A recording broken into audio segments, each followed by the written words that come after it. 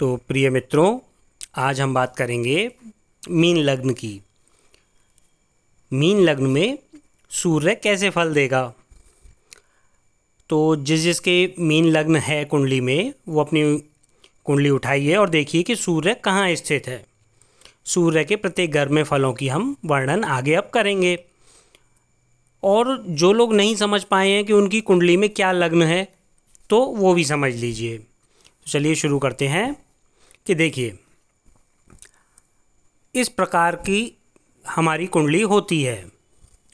मैंने पहले से समझाता आ रहा हूँ कि जो पहला घर होता है वो हमेशा ये होता है। जैसे आप देख रहे हैं ऊपर पहला घर लिखा हुआ है, ये दूसरा घर है, ये तीसरा घर है। उसी प्रकार पहला घर ये होता है ना। अब यहाँ मैंने दो चीज़ें आप देख रहे हैं कि सूर्य लिखा हुआ है और 12 नंबर पड़ा हुआ है। तो जिसकी कुंडली में यहाँ पहले घर में 12 नंबर लिखा हुआ है वो मीन लग्न का व्यक्ति है। अब हम बात करेंगे कि आप ये तो पहचान गए कि हम आज जो बात करेंगे वो पहले घर में 12 नंबर लिखा हुआ होगा, यानी मीन लग्न के व्यक्ति की बात करेंगे हम। अब यदि आपका 12 नंबर के साथ साथ यहाँ सूर्य पहले घर में ही बैठा हो तो कैसे फल देगा, हम इस पर बात करेंगे। दूसरे घर में होगा तो कैसे फल देगा, तीसरे में होगा तो कैसे फल देगा। इस प्रकार से हम प्रत्येक घर में फल बताएंगे। तो आप अपनी कुंडली देखिए और जिसके भी मीन लग्न में यानी 12 नंबर पहले घर में पड़ा हुआ हो और सूर्य लिखा हुआ हो तो क्या होता है, तो जातक कार्य करने में आलसी होता है, वो थोड़ा सा क्रोधी स्वभाव का होता है। जातक का कद लंबा होता है। जातक थोड़ी क्रूर प्रकृति का होता है, वो आसानी से क्षमा नहीं करता। जातक के बाल कम होते हैं। अब लग्न का सूर्य जो होता है वो यहाँ पर पहले घर में बैठा हुआ सूर्य जो है वो नेत्र रोग भी दे देता है। अब खासकर मीन राशि का सूर्य जो होता है वो विपरीत लिंग के प्रति आसक्त करता है, यानी स्त्री का पुरुष की तरफ झुकाव और पुरुष का स्त्री की तरफ अधिक झुकाव देता है। अब हम आगे बात करेंगे कि यहाँ पहले घर में 12 नंबर लिखा हुआ हो यानी मीन लग्न हो और दूसरे घर में सूर्य बैठा हुआ हो तो कैसे फल मिलेंगे। तो यहाँ पर जो सूर्य होता है वो मेष का सूर्य कहलाएगा। अगर आपके लग्न में 12 नंबर यानी मीन लग्न के हैं और दूसरे घर में सूर्य है तो आपका सूर्य उच्च का है।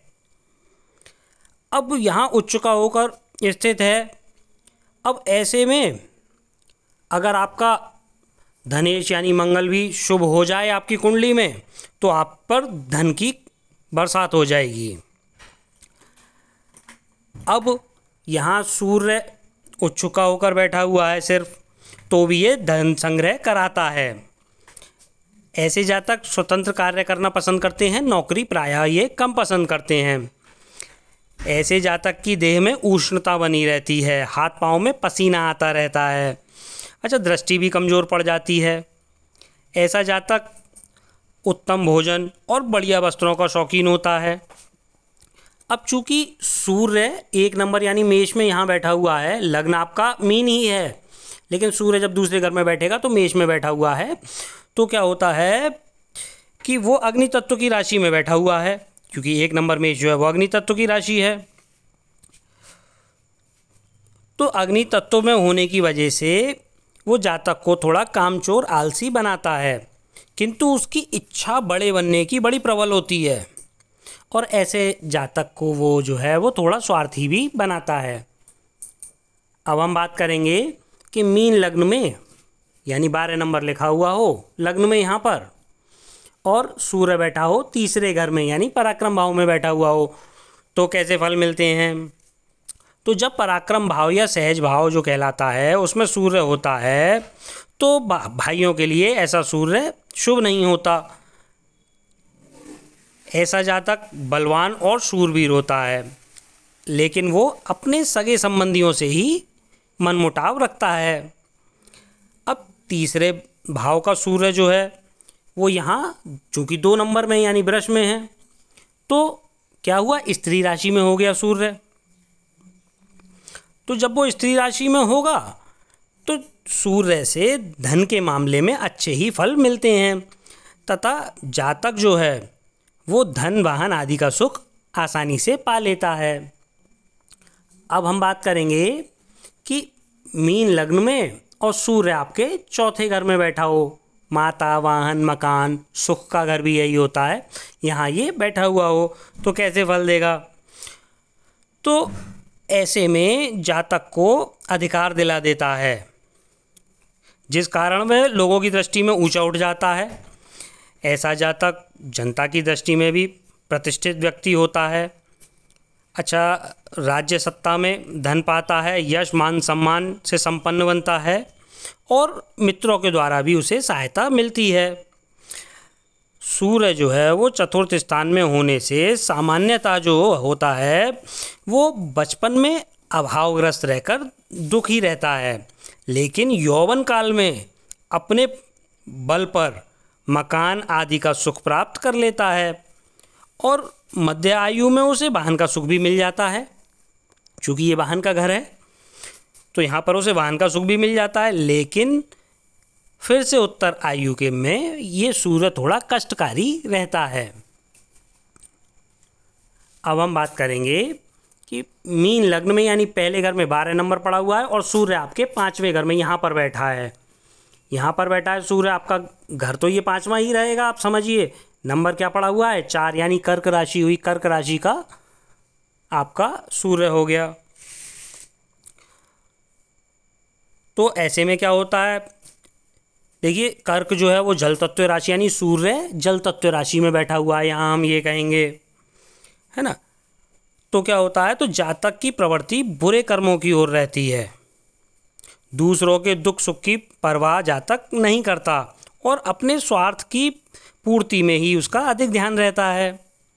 अच्छा, ऐसे जातक धन के मामले में भी अत्यधिक कंजूस प्रकृति के होते हैं, लेकिन वो कुशल व्यापारी होते हैं और संततिवान यानी संतानवान होते हैं।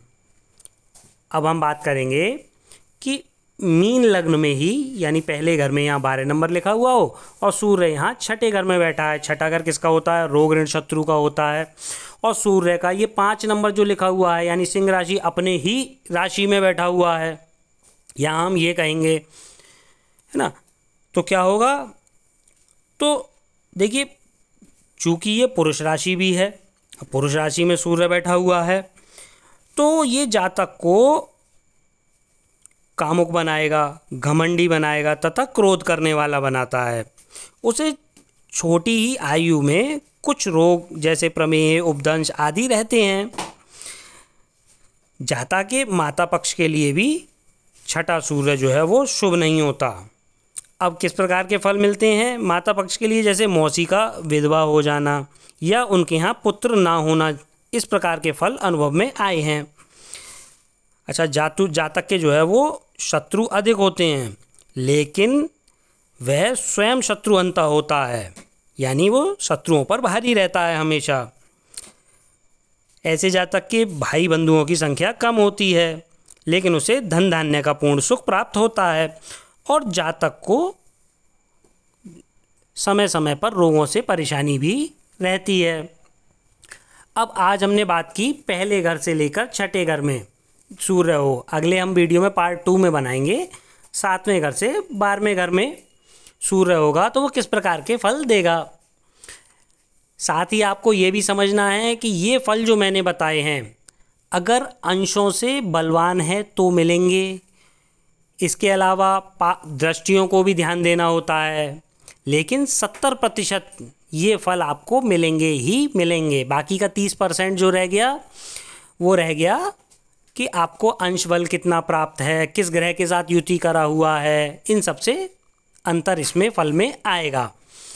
ये सब सीखने के लिए आप जाइए मेरे चैनल को सब्सक्राइब कीजिए और पार्ट 1 से 6 में मैंने बेसिक जानकारी दी है वो आसानी से सीख लीजिए और उसके बाद आकर ये रिज़ल्ट आप अपनी कुंडली को देखकर निकालना सीख जाएंगे।